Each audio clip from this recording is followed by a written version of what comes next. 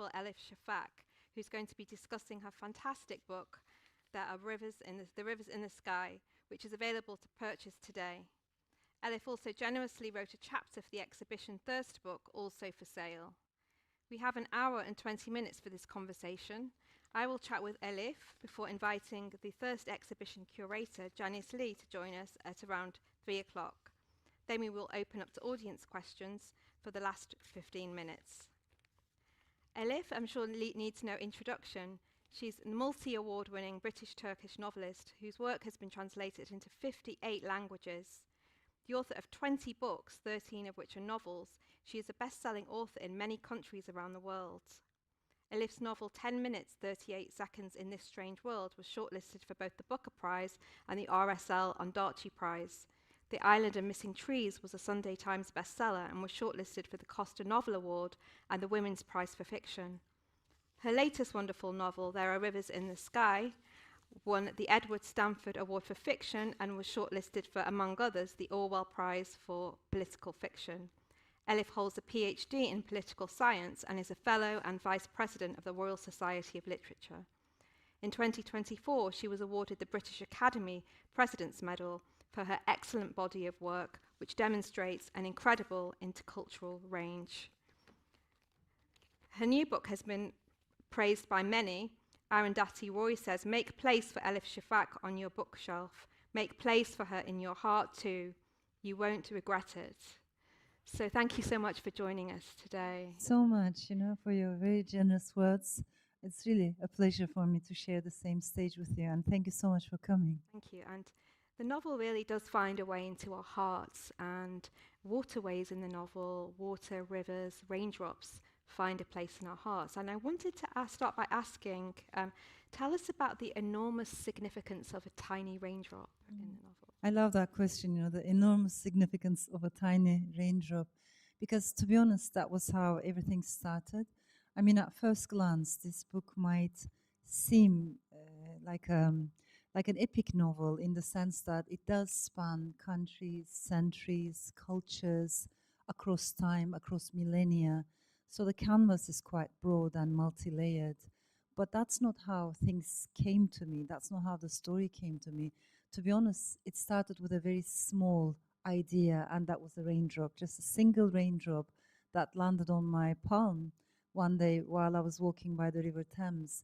And I wondered if I could see its story, if I could tell its story.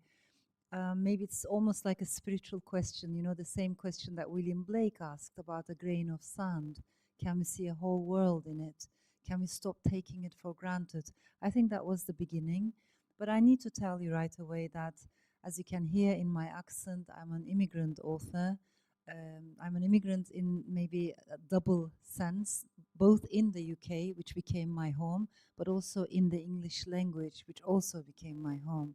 And the reason why I'm saying this is because I come from a part of the world in which water scarcity, water shortage is not some abstract theoretical idea, but it's an acute reality. It is happening right now. So today, out of the most 10 water-stressed nations in the world, 7 are in the Middle East and in North Africa. And what that means is our rivers are dying. Our rivers are drying up, and this has massive consequences, political, economic, in every way. But particularly, I would say, for women, for children, and for the poor. They are the ones who are carrying this burden in a disproportionate way. And if I may add this, usually young women are water carriers. They bring water to their communities. So if there's no drinkable water nearby, the distance that a young woman has to walk increases, unfortunately increasing the possibility for sexual violence, for gender violence. And I find this very important because in our minds, we put these things in separate categories, in separate boxes. Like if you're interested in climate, well, there's another drawer. If we're interested in women's rights, here's another drawer. If we're interested in racial inequality, there's another box, and so on. But in life, there are no boxes. And I think everything is interconnected. And water reminds us that we are connected with our fellow human beings, but also with nature. We're not above nature. We're not outside of nature. We're only a small part of a very delicate ecosystem. And I think water tells us that story. So, in a nutshell, I do believe that when we talk about climate crisis today, basically we're talking about the story of water. Mm. And there's been a lot of fascinating discussion in recent times about the rights of nature, which have been overlooked. And you brilliantly show how the rights of nature are inextricably connected with human rights as well. Absolutely, and I find this so important. I mean, there are so many climate activists, barristers, scholars, people from very different disciplines who are helping us with that awareness of the rights of a river, the rights of a mountain, of a valley. But if I may say this, it's not actually a modern thought. Mm. It is an ancient thought. We Mhm. just lost touch with it. So one of the characters in this book, there are three main characters, is a Yazidi girl. And I want to mention this because the Yazidis are one of the oldest communities in the Middle East. And when I listen to Yazidi grandmothers, for instance, when they talk with their grandchildren, when the children are just running around, jumping up and down, they say to them, particularly in the month of April, they advise children not to run around, just tread the earth softly, gently. You have to walk very, very slowly. Why? Because in the month of April, the earth is pregnant. Now, to our modern rational minds, this sounds like an irrational thing to say, right? But only a culture that has not lost its touch, its connection with nature, would say such a thing. So I think we have to do a lot of remembering of what we've lost, a lot of indigenous cultures, in ancient philosophy, ancient poetry already holds that awareness that nature is actually far more sentient than we recognize. Mm. And you have these three enchanting characters living on the banks of the rivers, but the rivers themselves are like characters. So tell us more about the rivers flowing through your novel. Yeah, there's a moment when two characters are talking, and actually, it's the grandma who says, "Every river has a personality." I really believe that when and when I trace back ancient Mesopotamian legends, it's so interesting how the Euphrates and the Tigris were compared. They are very different rivers. They have very different personalities. But for instance, the Thames, which very much shapes our beloved London, is actually, for instance, a zombie river, right? It's a zombie. Why? Because not that long ago it was declared biologically dead because of the way we human beings have mistreated the river. Not that long ago, 150 years ago is not that long in in world history. So it was declared biologically dead because it was so full of filth, and yet today it is home to more than 200 biospecies. So instead of admiring how the river was able to recreate itself, renew itself, I think what we are doing today, in the name of money, in the name of greed, in the name of profit, once again we have water companies pumping sewage back into the river. And for me, this is important because we want to believe that history is linear, that we will always make progress, that the arc of history will bend towards justice, and so on. But there's no such guarantee. And even when we follow the journey of one river, we realize that actually it's much more cyclical. Sometimes generations make the same mistakes that their great grandparents had already made. So I think we have a lot to learn from both history but also nature around us. And it's fascinating how we can come to break those almost tragic cycles and intergenerational trauma. And Safia Sinclair wrote, "In this gorgeous and riverine novel, water is poetry, water is memory." So tell us more about that, the watery memory in the novel. Yeah, I'm very intrigued by this idea. And of course, I'm in the company of scientists, so I'm speaking very carefully. There's a scientist here, a French scientist. It's a real story, who was very drawn to this idea of water memory. He lost his funding, he lost his reputation, but he kept going. I am not a scientist. I'm not in a position to, judge his findings. What I am interested in as a storyteller is the passion. What is it? How do we become so passionate about an idea that we keep going? It's the same passion that another character, George, who was inspired, loosely based on George Smith, also felt, when he pursued the missing lines in the Epic of Gilgamesh, and so on. So I'm interested in that kind of passion. But this idea of water memory is interesting. It's something that I've heard a lot as I was growing up. I was raised by a very traditional grandma in Turkey until the age 10. I think maybe that has left an impact on me. But broadly speaking, I am very interested in the tension between memory and amnesia. Yeah, particularly in immigrant families or any family that has experienced some kind of complexity that felt a little bit deracinated, uprooted. What I observe is usually the elderly are the ones who have experienced the biggest hardships. They have not forgotten the past, but they don't talk about the past. You know, they don't know how to even talk about what they've gone through. So it sits inside their chest, all those untold stories. And then the second generation is usually not interested in the past. We shouldn't judge them too harshly because they have to be forward looking, tabula rasa, they need to build a new life, right? But it's the third or the fourth generations today, the youngest in these families, I think, are the ones who are asking the biggest questions about ancestral heritage, memory, what happened to their great grandparents. So in every family, at least there's one memory keeper. Sometimes you meet a family with 4 siblings, only one of them does the memory keeping, right? I'm intrigued by that. I would like to hope that writers are the memory keepers of their societies, not in order to get stuck in the past, but we have to learn from the past. And what we cannot remember, I think we cannot repair. And when we don't repair, we keep making the same mistakes. So to me, memory seems an important part of individual and collective healing. And there's a lot that literature can contribute in that regard.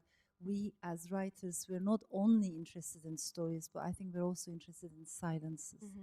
And tell us more about the element and the theme of repair and healing in the novel, because you unflinchingly show damage and pollution and destruction, but also there's hope of repair and healing as well. Yeah, I love this dance of, you know, optimism or humor and melancholy. And maybe it's the impact of Istanbul on me. I lived in Istanbul for many years. I fell in love with the city. And Istanbul is not a place where things are neatly separated. Istanbul doesn't say, well, this is the box for East, this is the box for West. Istanbul doesn't say, here's the drawer for, you know, humor, another for sadness. What it does is it mixes everything in a very wild way. So in Istanbul, you can come across a scene, a moment that is so funny, but underneath there's a layer of melancholy, right? Or vice versa. There's so much sorrow, but almost an absurd also is in it. So I think life is like that. It does mix things. And I think in this book, or maybe in general in my writing, I do talk about difficult subjects, but I'm hoping there's always humor. I love humor, not condescending humor, but compassionate humor, where we can embrace the flaws and our own flaws as humankind, not looking from above and making fun in a cruel way, but in a kinder way. So I think humor keeps us alive. It's our oxygen. I'm interested in that dance between humor and melancholy. And do you have an earliest memory of water, or any early memories of water that you drew on in the novel? I did actually. You know, I'm very interested in oral culture, and sometimes that world is very much looked down upon. I don't like that. I mean, to the best of my ability, I would love my fiction to be a bridge builder between written culture and oral culture. I love the European novel as a canon. I grew up with it. It shaped me, and I feel very attached to, you know, English literature, French literature, Russian literature, and so on. But it's not the only tradition of storytelling that I feel attached to.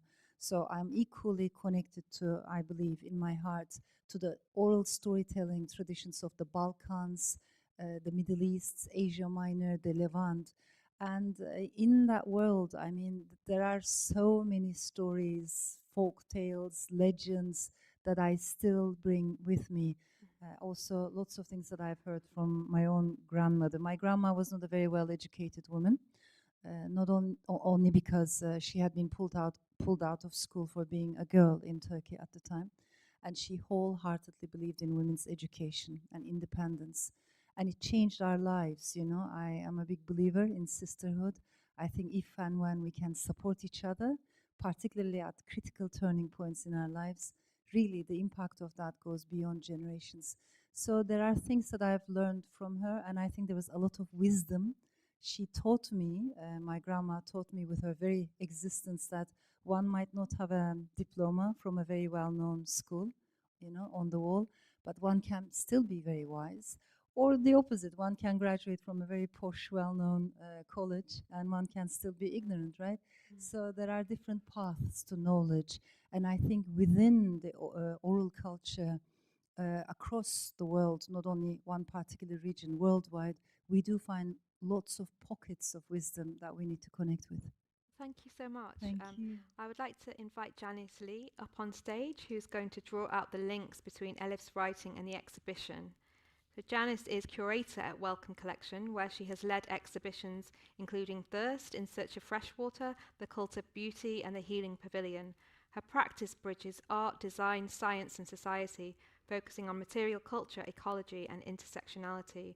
She has worked on exhibitions, collections, and research projects internationally at the Victoria and Albert Museum, MoMU Antwerp, and Milan Design Week. She teaches on the MA Design for Social Innovation and Sustainable Futures at the University of the Arts London and has lectured widely.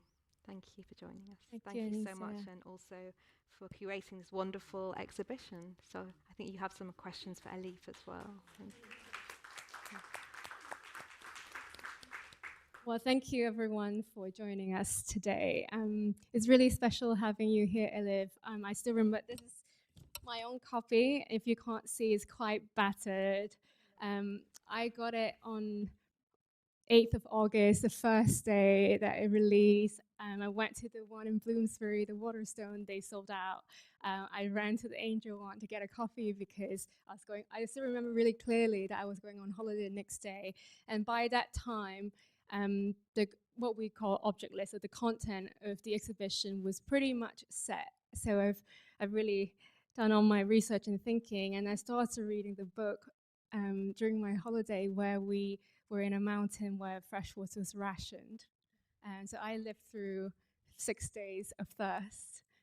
So it was really poignant reading through that really similar transhistorical cross-cultural thinking, through bringing, I think in a lot of your work, storytelling is a form of connection and resistance and dreaming together, remembering together, and this is really evident in this book. Actually, I want to start off by, I hope everyone's read it, and I'm not revealing too much of the story, but I think what struck me is that so many people here today have told me they're the biggest fans of yours, but really relate to them. And I think there's something really special about that, because they are very different people. And I think that is how relatable and how diverse the characters are, from the Yazidi girl that you mentioned, her grandmother who has power for divination, which we touch on in the first panel today. We have Salika, who is a hydrologist, which Hannah resonate with as a water scientist. But we also have young King Arthur, a poor boy in Victorian London who, found his way in the museum and became an archaeologist, but also his siblings who lived through cholera and passed away, and their poor mother who suffered mental illnesses because of that horrible experiences. So can you tell us a bit more about how do you build such a rich, interconnected world across time and culture with really valid research across science and history that you've done? Yeah, thank you so much. And honestly, thank you so much for bringing us together. This exhibition is so crucial, I think, particularly at this moment. I also very much admire its interdisciplinary, intercultural range. So it's very special for me to be a small part of what you've created. This book, as you mentioned, brings 3 characters together: 2 rivers and 1 ancient poem. So 3, 2, 1. Everything is connected via this raindrop. That's how the structure came to me. But I need to tell you, the raindrop took me to the Epic of Gilgamesh. The Epic of Gilgamesh, of course, as you know, we're talking about one of the oldest pieces of literature. I know you started with the epic itself. I like to think about it this way ever since the epic was told, because before it was written down on clay tablets, it was transferred via oral culture. So it's actually much older than we know. But imagine, ever since it was told and then written down, so many empires have come and gone, so many mighty kings, strong men have perished, or even the tallest monuments have crumbled to dust. But here we are, thousands of years later, still talking about a poem made of words and made of breath. So to me, literature has a very gentle but profound power to bring things together. That's how things developed in my mind. And always, of course, water was the connecting element. You mentioned the water scientists. It came to me. It was surprising to find out that actually we don't have too many water scientists, and I think we really need more. Water is still the biggest mystery in our lives. The moment we're living right now is the story of water, whether the abundance or the scarcity. And one thing that my character does in this book is she studies invisible rivers. As we know, the biggest rivers on our planet are the ones that are above our heads, atmospheric rivers, but also there are so many rivers under our feet, ghost rivers, buried rivers. London is very much shaped by them. We have more than 20 of them, but so is New York or Moscow, Tokyo, Stuttgart, Paris, Athens. You go to Athens, it feels like there are no rivers. There are, of course, all three of them under the ground, and so on. In every continent across the world, there are lost rivers. What we did as humanity is, as we built our cities, we called some rivers insignificant, unnecessary, too dirty, filthy, without taking the responsibility of, they're dirty because of the way we mistreated them, and we covered them. So we built entire apartment blocks, roads above these rivers. And that was not good for biodiversity in the long run anyway. But what is happening right now is, with the sea levels rising, those buried rivers cannot carry this much water, and we're seeing more and more flash floods in our cities. So there's an awareness right now across the world that talks about bringing those ghost rivers into sunlight, daylight, and it's called daylighting.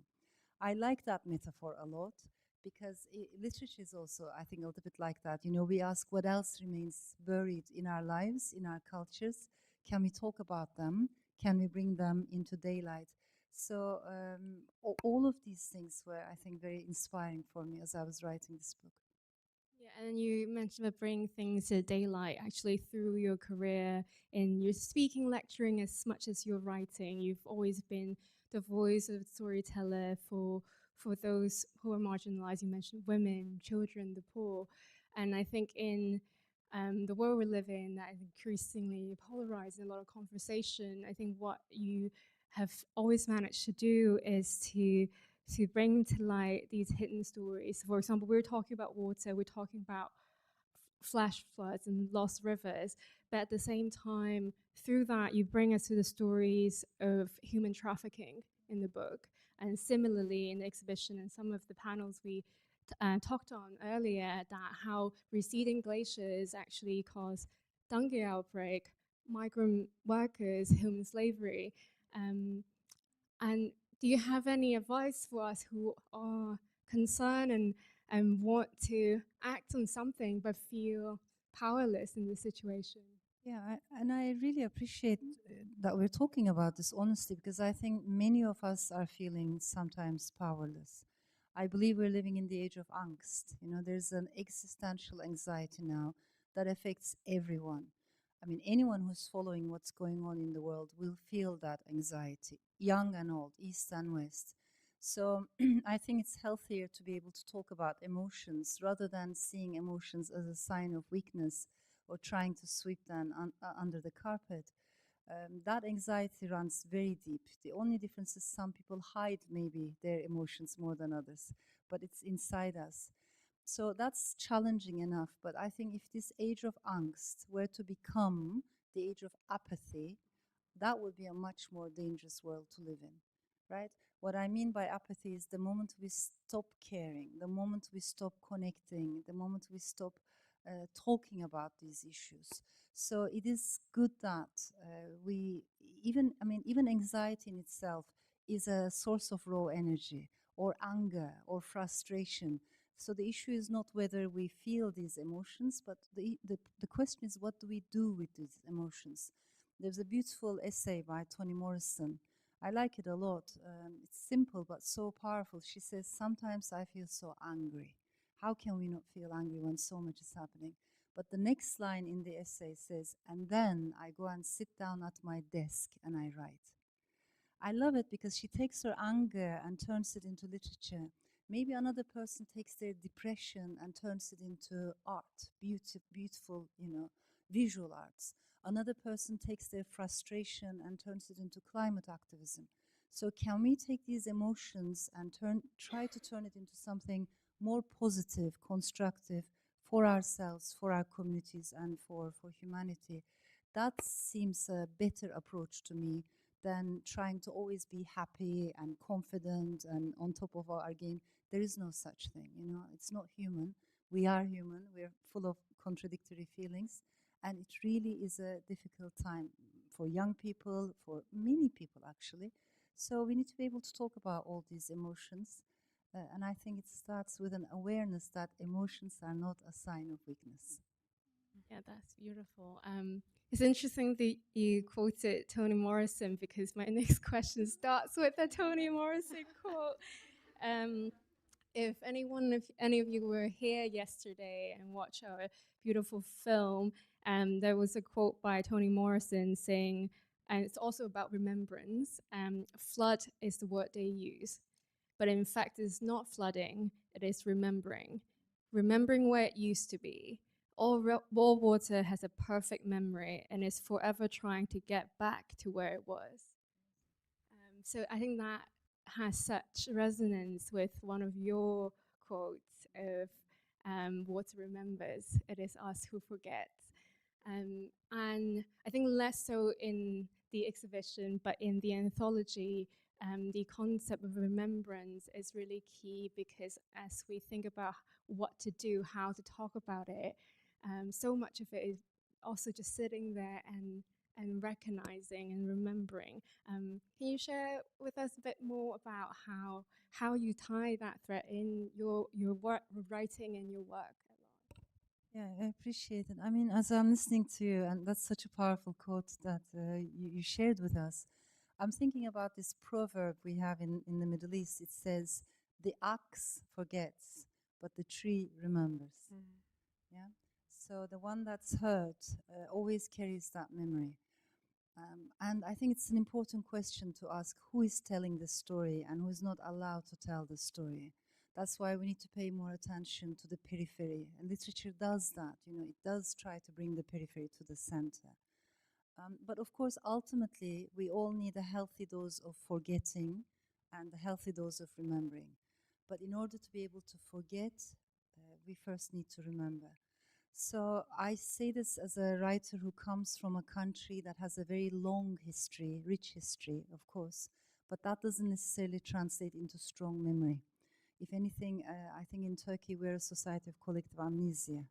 So when I think about the textbooks that I've read at school, for instance, in my motherland, the way history is taught is almost always his story, meaning the story of a few men in positions of power, like sultans, Shaykhul Islams, who are the men at the top of the religious hierarchy, and so on. But other than that, there are no individuals. So the moment you start asking, how was the Ottoman Empire, for instance, which lasted more than 600 years, how was it like for a peasant woman who had no access to power, no access to authority? What was her life like? There's a huge silence. What was it like for a prostitute, in Istanbul? Big silence. Or a concubine in the harem who was not necessarily the sultan's favorite. What was it like for her? Silence. Or the moment you start asking what was life like for an Armenian silversmith, or a Jewish miller, or an Arab peasant, a Kurdish farmer, a Greek sailor, because these were the main minorities at the time, again, big silence. So I think when you're a novelist, you have to become like a linguistic archaeologist, and you need to dig through layers of stories and silences to remember what the tree remembers, but the axe has forgotten. Beautiful, thank you. This symposium has really brought together science with art and creativity. And I wanted to ask both of you what your process is, first, Elif, of creating this. I mean, you touched on it there, the archaeology metaphor, of creating this extraordinarily intricate novel, and then, Janice, what your process is of curating. And that's so polite. Sisterhood, yes. I think it's different each time. I'm really privileged to be able to work on real big exhibitions that are thematic and interdisciplinary and transhistorical, and also working with contemporary artists, scientists, researchers, as much as our own collection and collection around the world. Sometimes it starts from an object. I think in my last exhibition on beauty, it started from a poster that our head of curatorial, Emily Sargent, found, and from the 1920s from our collection, and it turned into this big exhibition. But for this one, I actually started from etymology of the word thirst. So I was researching about an ancient Iranian underground water system called Qanat, where you can learn more about in the exhibition. And through reading more about it from some primary sources, I found out that the Persian word in Farsi is teshne, and it shares the same Proto-Indo-European root word, tes, with English, German, Greek, um, Hindi, and then it ties to the words like territory, terra, terrarium. So that makes me think that when people conceptualize what a territory is, it's bound by water, is relate to how they might gain access to water to satisfy that thirst. So that was the origin of this exhibition, which allows us to think about the motivations that has driven great innovation and what we spoke about in the last two panels, ancient wisdom, indigenous traditional ecological knowledge, but also allow us to explore how greed in humanity have driven overexploitation, extraction, and expansion in the form of colonialism. So yeah, that is the kind of conceptual beginning, and that gave me opportunities to go find conferences and go on research trips and meet people who've been dedicating their careers working on the topic. Thank you. Yeah, fascinating. It really resonates with me. And we're talking about etymologies of words. I'm thinking this word that's very crucial, of course, for us storytellers, and that's empathy, right? But empathy is not sympathy. Empathy definitely is not pity. Maybe in German language, we find the root of it, like einfühlen, you journey into something. That to me is very important because it's almost like transcendental, right?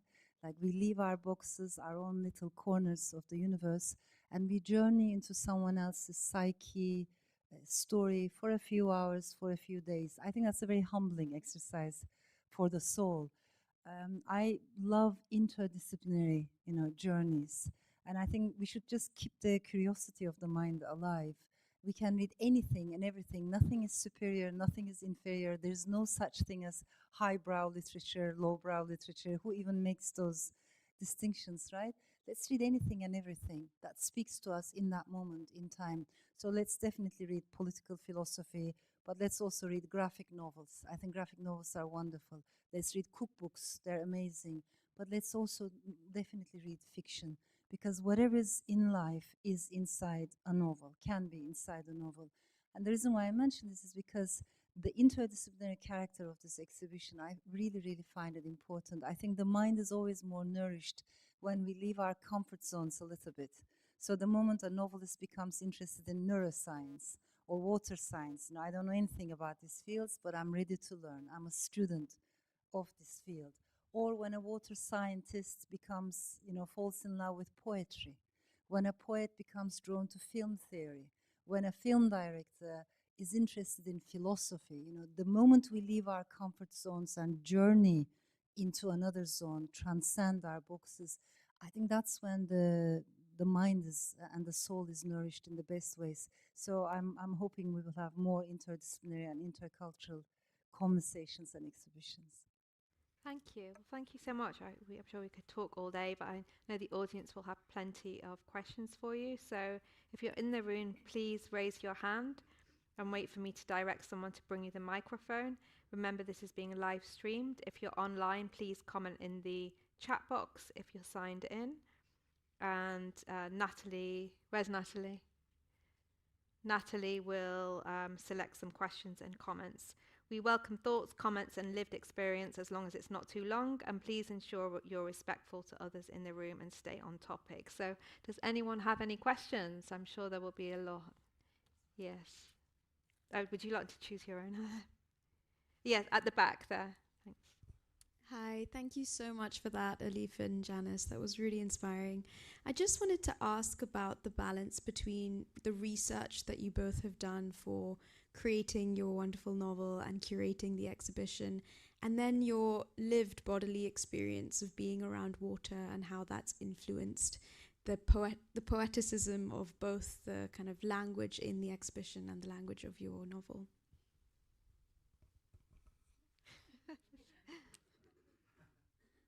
I mean, to be honest, the research for this novel has been a little bit insane, you know. It was very interdisciplinary, very intense, and really insane.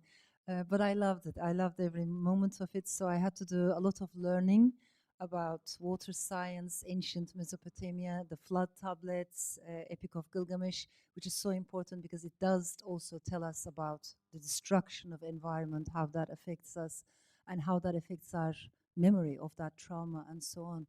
So I had to do a lot of learning, also a little bit of unlearning. Sometimes there are stereotypes that we internalize, and it's important to get rid of those as well. Unlearning is also part of learning, particularly when it comes to the research about the Yazidi communities.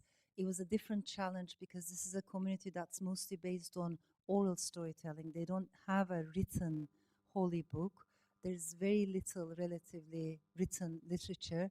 So I have to become a listener and do a lot of listening, you know, both to what people are saying, even when those memories were painful, but also the silences, the gaps between their words.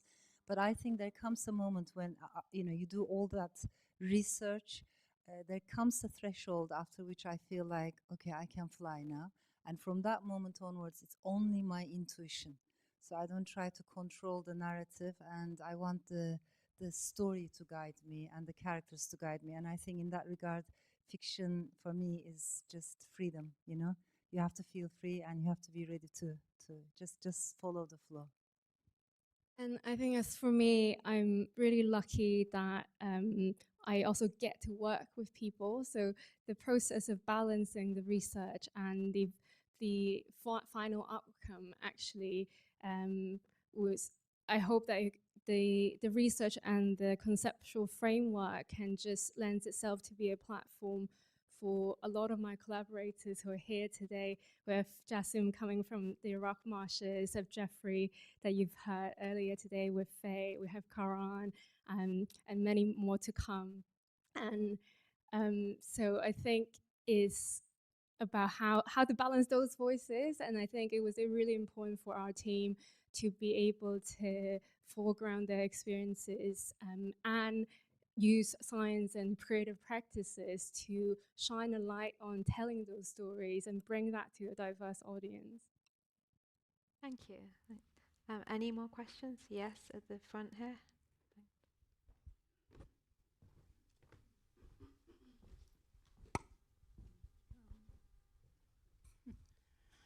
Thank you, Elif, for this brief.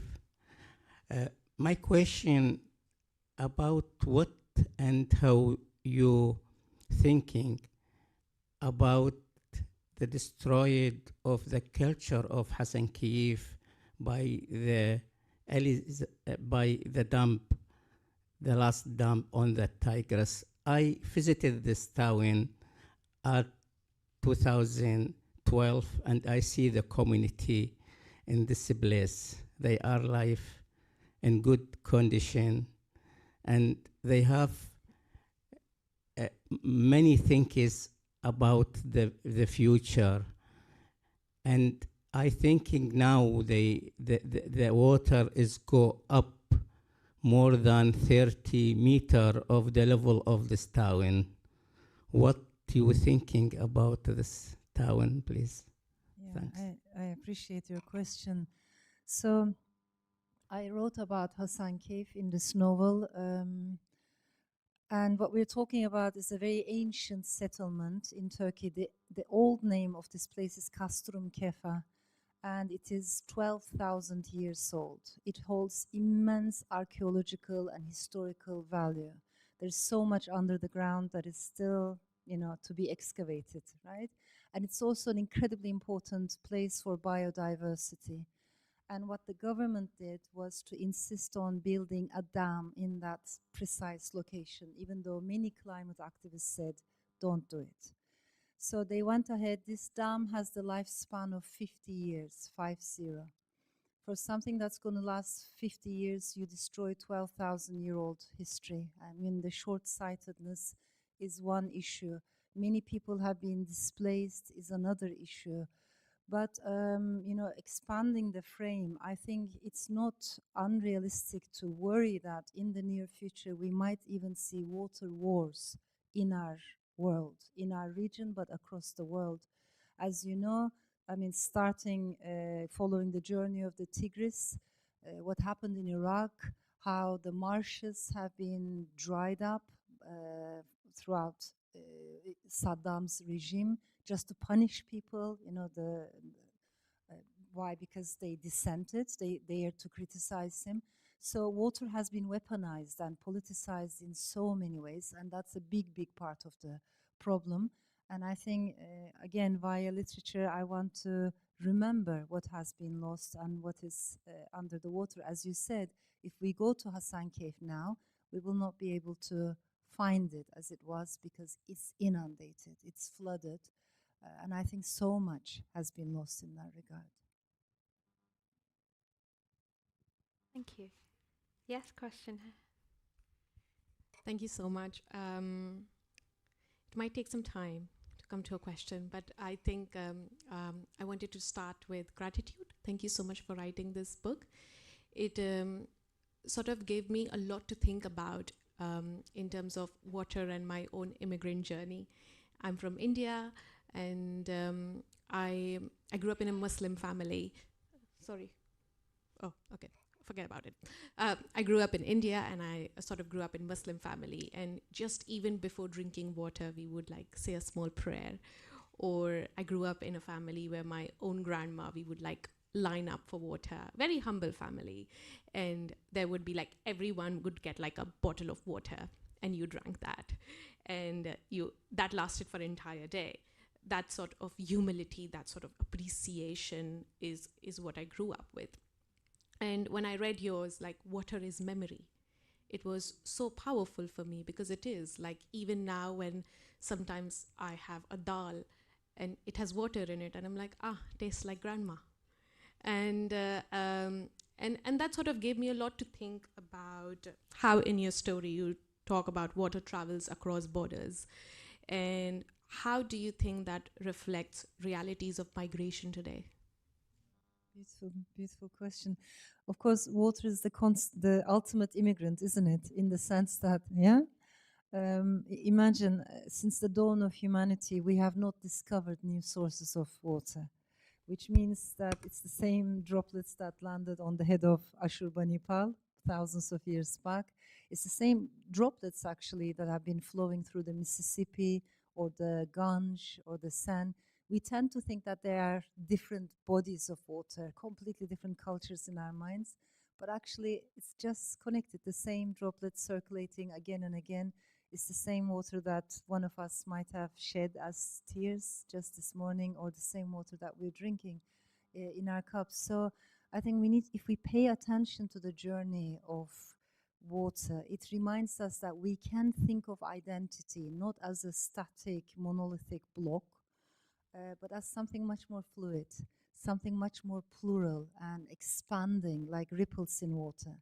There were Greek philosophers who thought of identity in these terms, like ripples in water, but we lost touch with that. So it's very normal and beautiful for every one of us to feel very attached to the culture we come from, the city, the land, right?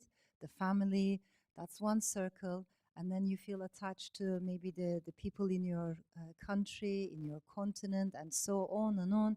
The circles become bigger, and we're all at the same time citizens of one humankind, one human race, and that's the ultimate circle. But we don't encourage people to think in that way. We don't encourage ourselves to remember our own multiplicity. And I think water reminds us of that.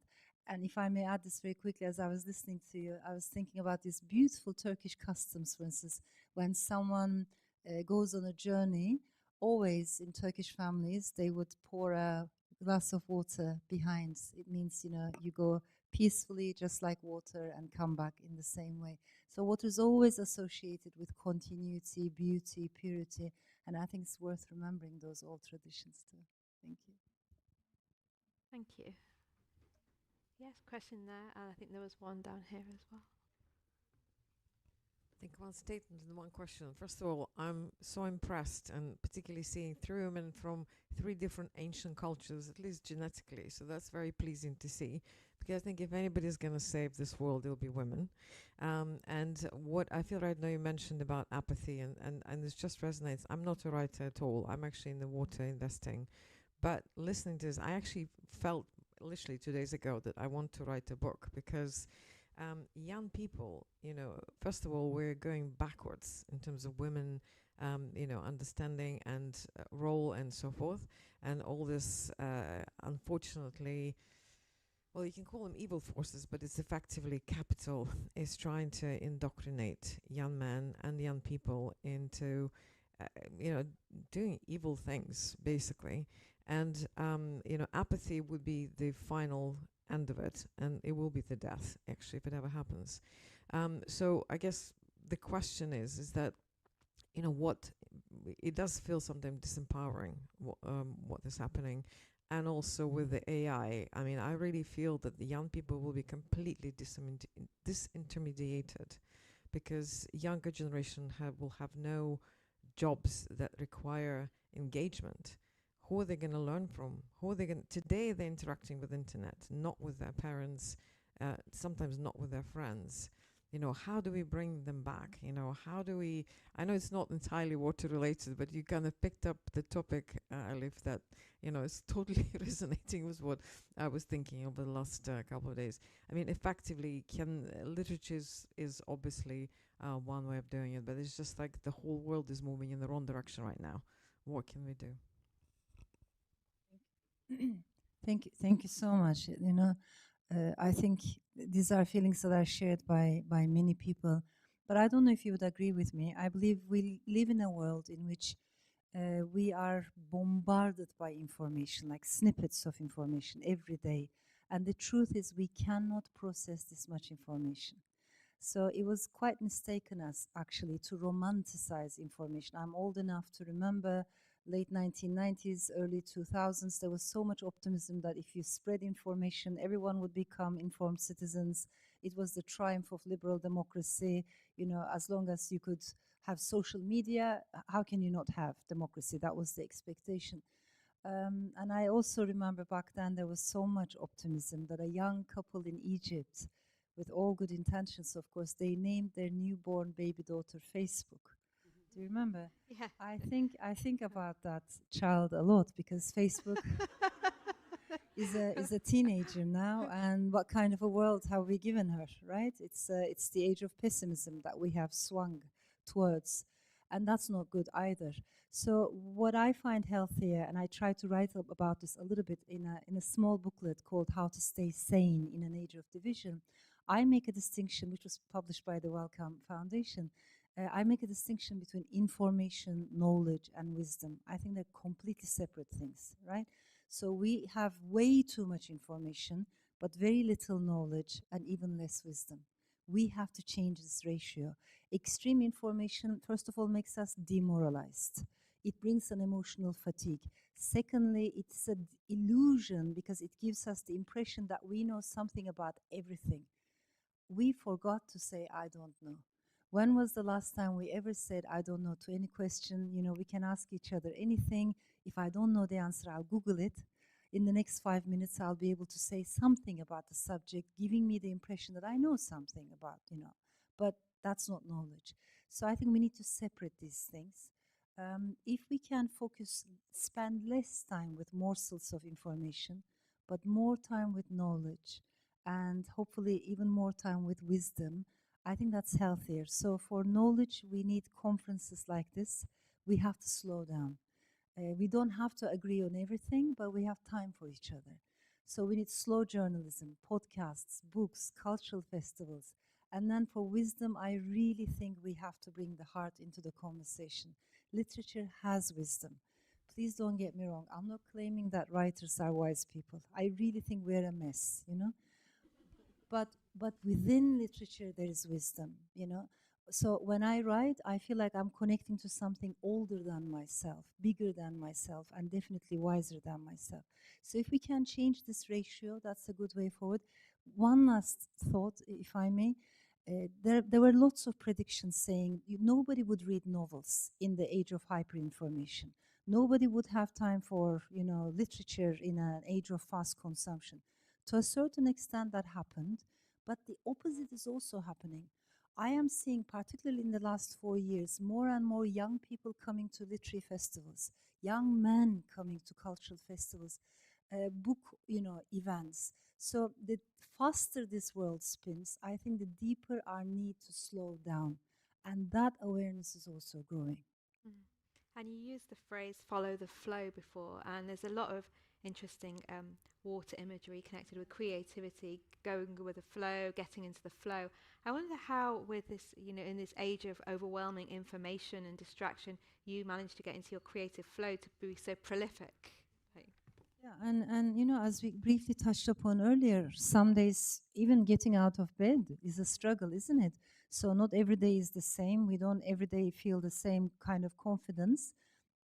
But what I do believe in passionately is, we always talk about autobiographical nature of literature, which is very important. Please don't get me wrong. I have a lot of respect for autobiographical work, but we don't emphasize enough the transcendental nature of literature, how it helps us to journey into other lives, other perspectives.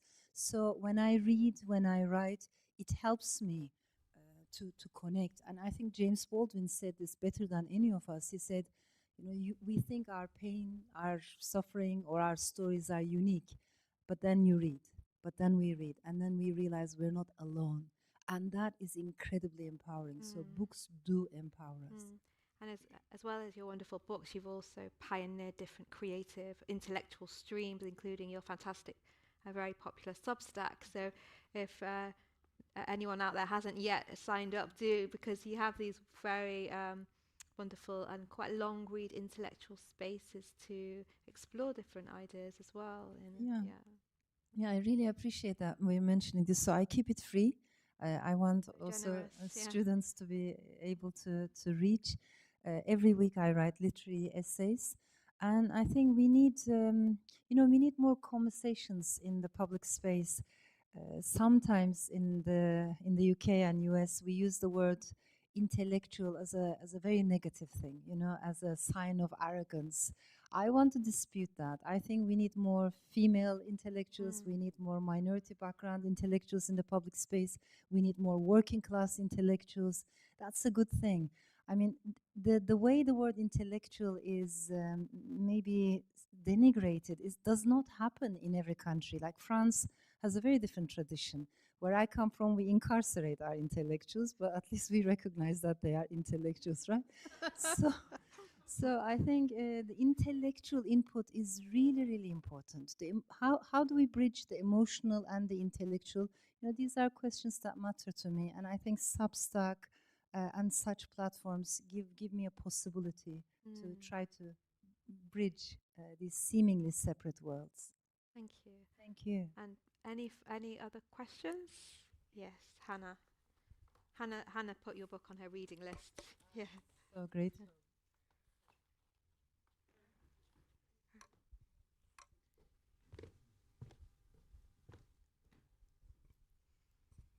Thank you. Yes, I have actually put your book on my reading list for my flood students. at university. It's one of the best books I've ever read, so thank you for writing it.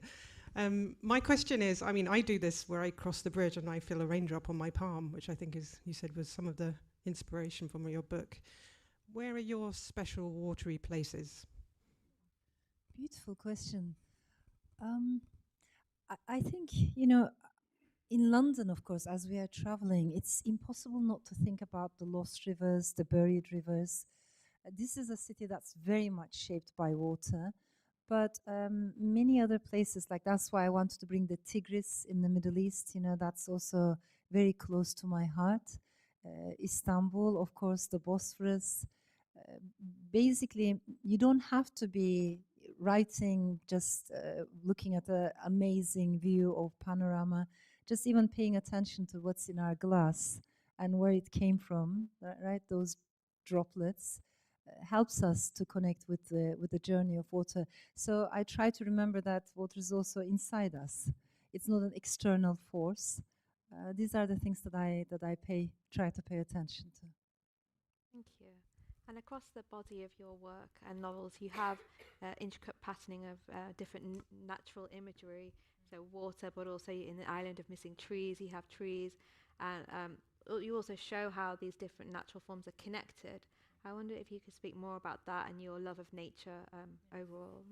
Yeah, I mean, to be honest, it's a little bit of a risk for an author when you're writing literary fiction. And if you want to make a fig tree talk, that's a huge risk. I wish you had seen my agent's face when I told him, I'm writing a novel and there's going to be a fig tree in the, at the heart of it, and this tree is going to talk.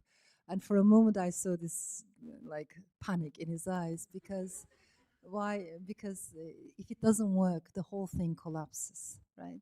But I really believed in that voice. I heard the voice of this fig tree in my dreams, in my soul, day and night, and I believed in her. So I wanted to take that risk. That book tells the story, a very difficult story, because it talks about Cyprus, a very divided island, unfortunately a partition line that's drawn across religious and ethnic lines, in the sense that it does separate a majority Muslim population from a majority Christian population, Turkish Cypriots from Greek Cypriots. So how do you even approach such a delicate subject? Because depending on whom you talk to, there are clashing memories, and the wounds are not healed yet. They're still open, those wounds. So how do you approach such a complicated subject without yourself as a storyteller falling into the trap of tribalism, us versus them? And I couldn't find the gateway into this story for a long time until I found the fig tree. So it sounds a bit irrational, but I really feel grateful to this fig tree because it allowed me to approach the story of civil war, partition, violence, really heavy subjects from a completely different angle. And also it made me realize that when we destroy each other as human beings in the name of ultranationalism, ultra-religiosity, and so on, we're not only hurting ourselves, but also destroying an entire ecosystem of which we're a very small part. So it was an effort also on my part, I believe, to join the dots. I think we have entered an age in which we cannot be single issue people. If we care about one issue, we care about other issues too. And literature helps us to join the dots. It's Umberto Eco, he said, it's so beautiful. He said, when you're a novelist, you don't have to invent connections. You only have to see the connections. So it's not like we're inventing new connections. It's just trying to honor the existing connections. Thank you. Thank you. I'm so grateful. And just thinking of that other Toni Morrison quote, there is no time for despair. There is no time to go back. We write, we do language. That's what makes us human, something like that. Yeah. Just makes me think that your work really inspires us to kind of lift ourselves from the trough of despair and keep going. So thank you. Much. Any final there's another question. Thank you. If you don't mind taking a couple more. Thank you so much. I just wanted to briefly return to the young and young people from the perspective of someone who is unendingly in awe of the wisdom of the young. And I was wondering if both of you, Elif and Janice, might like to take a moment to speak to your work in relation to the young and to young people. Yeah, if I could start, because I think I also want to respond to some of the earlier questions about information overload, how the young people are interacting with technology, AI, and I'll share two feedback that I've received this week about the exhibition. One was that how could I feature a research that two pieces of research that use AI because it's so bad for water. There's one of computational archaeologists in Barcelona using deep machine learning to track abandoned canal location in hopes to revitalize them in regions that face extreme drought. And then another example of global climate data tracking that Hannah's team and other scientists lead. And I think what is lacking in a lot of these conversations is discernment. It's not the technology is inherently evil. It's how we use them. And I think, like you said, like children and young people are imaginative, and they actually have high level of discernment as well.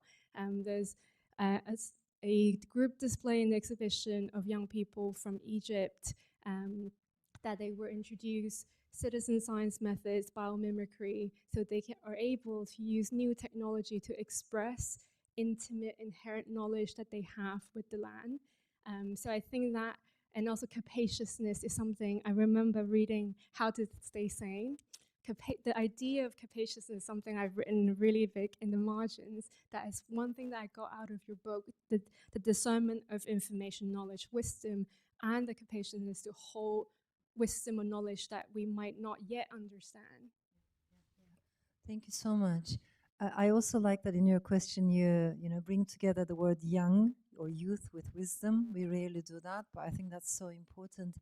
And like Janice, I also believe that these new technologies, they're so complex. It's a bit like the moon, isn't it? They do have a bright side, which I think we should appreciate, develop, cultivate. But they also have a darker side, which we don't talk about perhaps enough. And it all comes down to power. I wouldn't want any human being, any political party, any tech company to have absolute power. That is not a healthy thing, you know? So can we look into how power is monopolized is a question. But I agree, so much good stuff that can also be done with AI technologies, particularly when it comes to several scientific discoveries, but also medicine. There's a lot of excitement there. But I want to answer it in a slightly different way.